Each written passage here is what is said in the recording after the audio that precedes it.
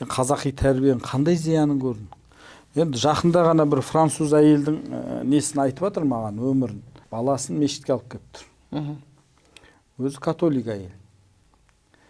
Сөйтіп мешітке алып келіп, мынау түріктердің, арабтардың бір сондай тұратын микрорайонда мешітке әкеп баламды тәрбиелеңіз. Сосын оны мешіттің қызметкері түсінбей тұр да, енді мазақ қылып тұр, игнор қылып тұрма деп, мадам, енді сіздің наным сеніміңіз бұндай емес қой негізі. Мойныңызда мен кресті көріп тұрмын деген кезде, сонда француз әйелінің айтқаны ғой. Жоқ, менің балам сіздердің діндеріңізде болғанын қалаймын.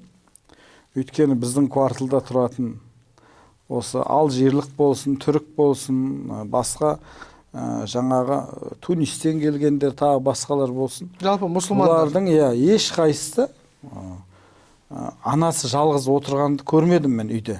Бұлар керісінше 10-15 баласы бола тұра, бұлар сол бір күндер құттықтап келеді, бір күндер бірге жиналады. Бұлардың аналарының мұңайып, қайғырып, бір жалғыз қалғанын мен көрмедім. Мен байқамадым да, бұлардың біздің кварталға келгенде 20-30 жылдай уақыт болды алдының. Бірақ мен осыны көріп келе жатырмын. Ал мен қазір уже орта жастан астым, балам жас әлі. Бірақ мен в одиночестве дейді ғой, қартайғым келмейді дейді.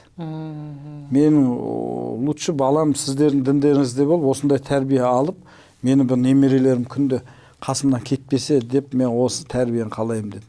Сіз қазақи тәрбиеден не зиян көрдіңіз мысалға?